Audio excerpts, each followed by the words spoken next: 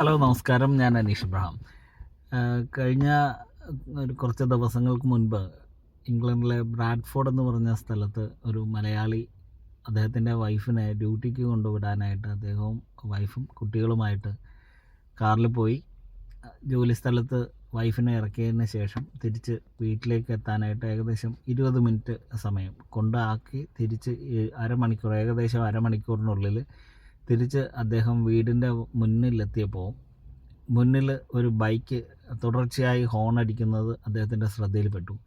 വീട്ടിലേക്ക് നോക്കിയപ്പോൾ വീടിൻ്റെ കതക് തുറന്ന് കിടക്കുന്നു. പെട്ടെന്ന് അകത്തുനിന്ന് ഒരാൾ ഇറങ്ങി ഓടുന്നത് കാണുകയും ചെയ്തു.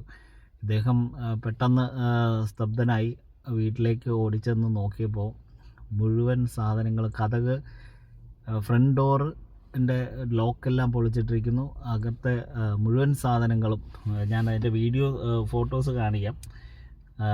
മുഴുവൻ സാധനങ്ങളും അലങ്കോലമാക്കിയിട്ടിരിക്കുകയാണ്. കൂടാതെ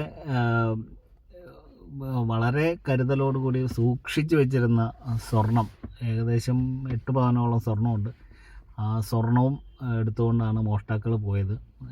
വളരെയധികം ശ്രദ്ധിക്കേണ്ട കാര്യം, ഈ മോഷ്ടാക്കൾ ഇദ്ദേഹത്തിൻ്റെ വീട് കേന്ദ്രീകരിച്ച് അവർ കൃത്യമായി ഇദ്ദേഹം എപ്പോഴാണ് വീട്ടിൽ നിന്ന് പോകുന്നതെന്നും തിരിച്ച് എത്ര നേരത്തിനുള്ളിൽ വരുമെന്നുള്ള കൃത്യമായ ധാരണയോടുകൂടിയാണ് അവർ ഈ മോഷണം പ്ലാൻ ചെയ്തിരിക്കുന്നതെന്ന് വളരെ വ്യക്തമാണ്. പോലീസിനെ ഇവർ പോലീസ് അന്വേഷിച്ചുകൊണ്ടിരിക്കുകയാണ്. പക്ഷേ മിക്കവാറും ഈ സ്വർണ്ണം ഒന്നും കിട്ടാനായിട്ട് സാധ്യതയില്ല.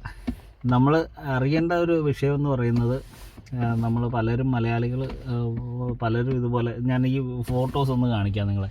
ഈ വീടിൻ്റെ അവസ്ഥയൊന്ന് നോക്ക്.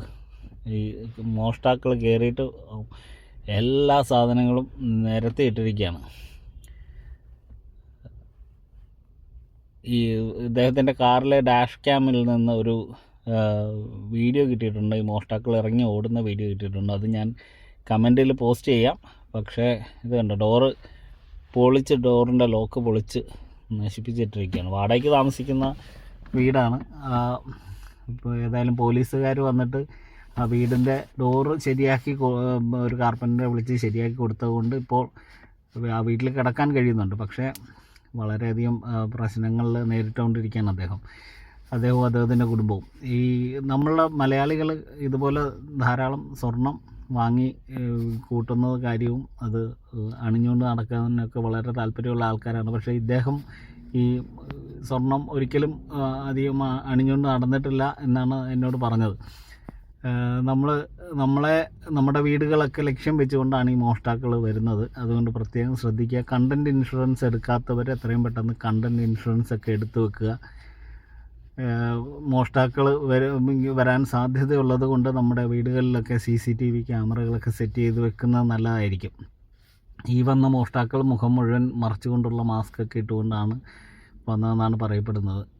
തൊട്ടടുത്ത വീട്ടിലുള്ള ഇംഗ്ലീഷുകാർ പോലും അറിഞ്ഞില്ല ഇത്രയും കാര്യങ്ങൾ ഈ അടുത്ത വീട്ടിൽ നടന്നിട്ട്. അപ്പോൾ എല്ലാവരും ഒന്ന് പ്രത്യേകം ശ്രദ്ധിക്കുക. ഇത്തരം മോഷ്ടാക്കൾ നമ്മുടെ വീടുകൾ ലക്ഷ്യം വെച്ച് വരുന്നുണ്ട്. പ്രത്യേകം എല്ലാവരും ഒന്ന് ശ്രദ്ധിക്കുക.